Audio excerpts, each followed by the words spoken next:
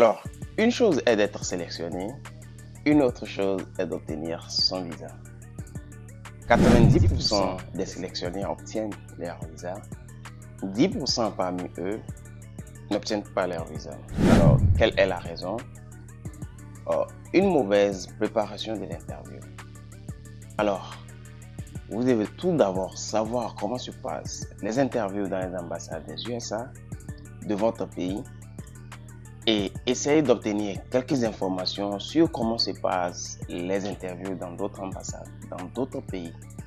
Donc cela va vous permettre de savoir ou de vous préparer à l'avance sur des questions qui seront posées, des documents à fournir, des comportements et des attitudes à adopter une fois au consulat américain. Alors bienvenue dans cet nouvel épisode sur votre chaîne préférée, Uba Daily. Comme d'habitude, si vous aimez tout ce que nous faisons ici, tout ce que je vous partage, alors n'hésitez pas à lâcher une pouce bleu. Abonnez-vous si ce n'est pas encore déjà fait. Activez la cloche des notifications pour ne plus manquer des prochaines vidéos que je vais balancer sur cette chaîne. Alors, les prochaines vidéos seront vraiment du boom. Alors, vu les résultats qui s'annoncent à grands pas, alors je vais mettre en ligne pratiquement des vidéos qui vont vous intéresser et qui vont vous mettre au parfum de la Divi Lottery. Alors, comment se passent les interviews dans les ambassades des USA? Je vous rappelle que je suis un sélectionné de la Divi 2020. Alors, j'ai immigré aux USA en 2022. Alors, comment s'est passée mon interview?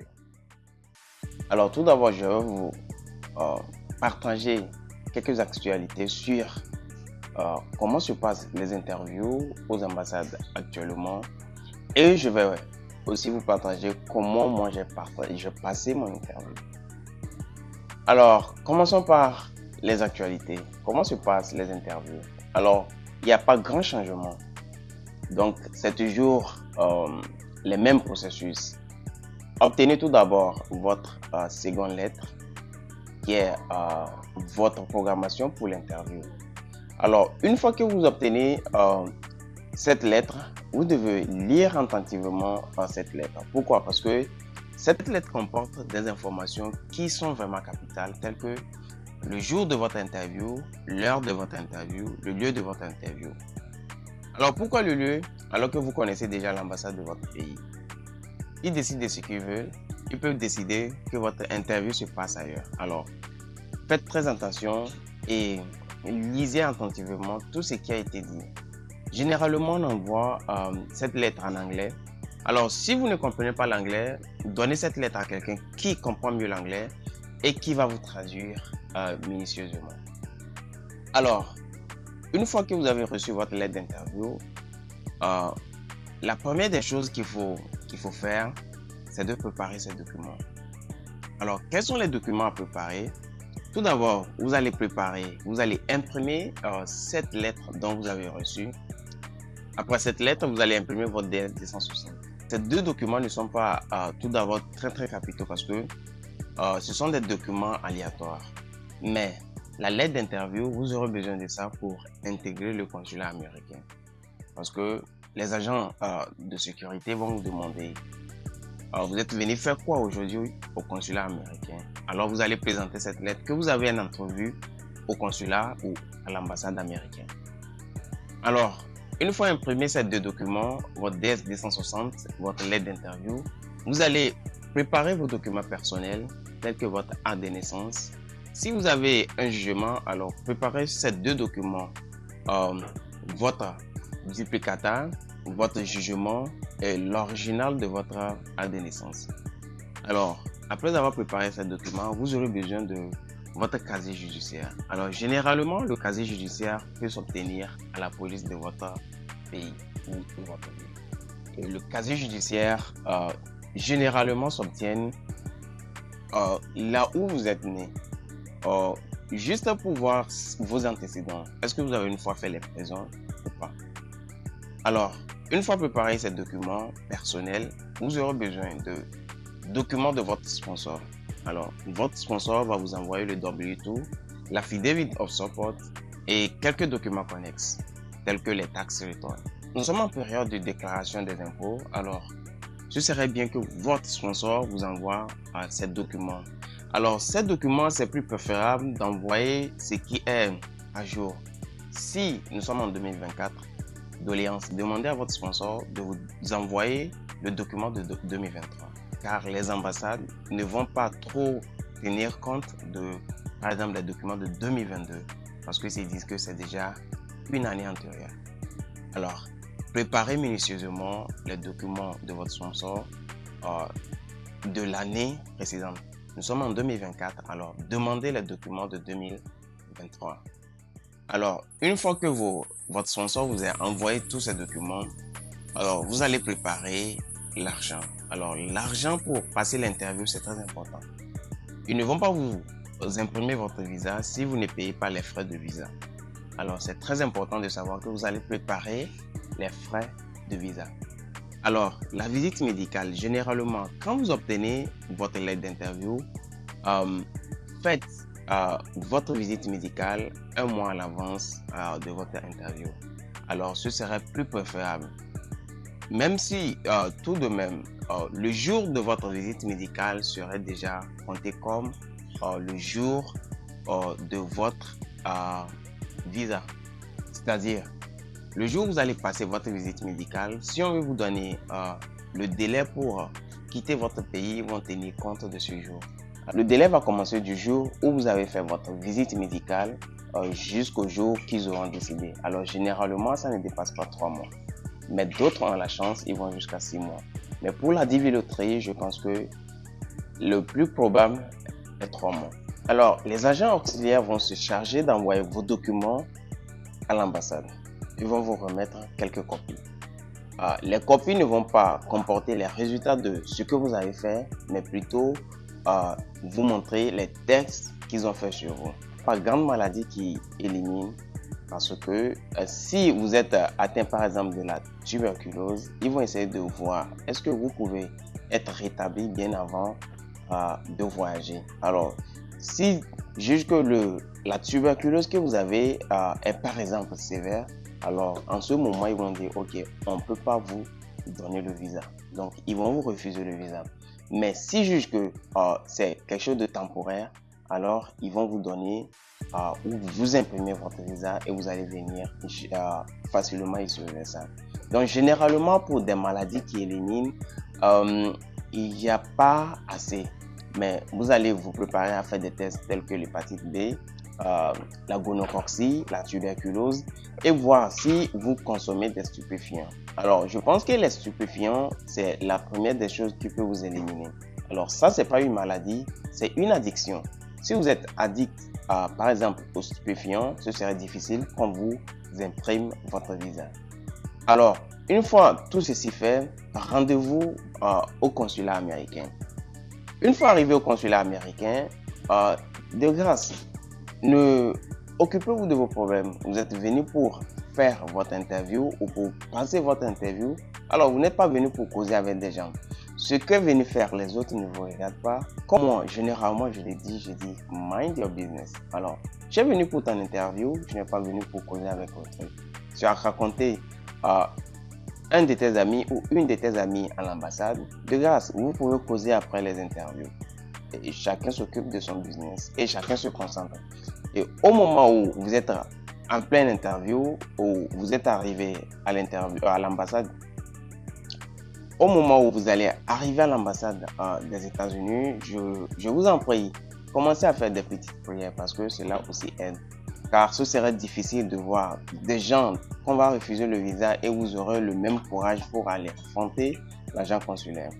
Alors, tout d'abord, les agents sécuritaires vont vous demander qu'est-ce que vous êtes venu faire à l'ambassade des USA. Alors, une fois que vous aurez dit que vous êtes venu pour l'interview, ils vont vous demander votre seconde lettre. Alors, vous allez les montrer et vous allez les présenter votre passeport. Parce que sur la seconde lettre, il y a le numéro de votre passeport. Alors, pour tous ceux qui n'ont pas encore leur passeport de grâce, alors préparez votre passeport avant d'être sélectionné. Car une fois sélectionné, vous avez besoin du passeport pour remplir votre DS 260. Alors, une fois que vous présentez et qui vérifient que c'est bien vous, ils vont vous faire passer le contrôle. Alors, quand vous allez passer le contrôle, ils vont essayer de vous fouiller, voir si vous n'avez pas de larmes sur vous ou tout ce qui peut nuire à autrui. Alors, une fois tout ceci fait, rendez-vous dans l'ambassade. Alors, vous allez tout d'abord être accueilli par une personne qui va vous aussi demander si vous êtes venu faire l'interview. Alors, il va vous donner une place et vous allez passer à tour de rôle. Alors, une fois votre tour, vous allez rentrer chez l'agent consulaire. Généralement, c'est comme si vous allez à la banque, vous voyez des caissiers, des caissières. Alors, vous allez passer au guichet. Alors, généralement, vous n'avez pas un contact direct avec l'agent consulaire. C'est-à-dire, il y a toujours une barrière. Prenez l'exemple des banques. Vous allez à la banque pour faire un dépôt ou un virement d'argent. Dans des cas de force majeure que vous allez voir l'agent banquier. Alors, vous êtes toujours au travers. Textuellement à l'ambassade, vous allez rester au travers. Ils vont vous poser toutes les questions. Alors, la première des choses, c'est vérifier vos documents. Alors, la première personne qui va vous accueillir n'est pas l'agent consulaire, mais il va néanmoins vous demander ou vous poser quelques petites questions. Alors, vérifiez vos documents si tout est conforme, écartez les documents qui ne sont pas nécessaires et vous dire prenez place. Alors, après quelques minutes, une autre personne va vous appeler pour dire ok, monsieur, passez à la caisse. Généralement, vous allez payer votre frais de visa avant de passer l'interview. Ceci dit, une fois les frais de visa payés, même quand vous refusez le visa, vous n'aurez plus droit à un remboursement. Alors, préparez bien votre interview, n'allez pas perdre de l'argent parce que déjà, les sommes que vous allez dépenser sont vraiment énormes. D'abord, les sommes pour la visite médicale, les sommes pour le visa et d'autres sommes que vous allez dépenser ou débourser pour tous ceux qui vont vous aider. Donc, ne faites pas d'erreur, ne faites pas de conneries qui va vous refuser bêtement votre visa.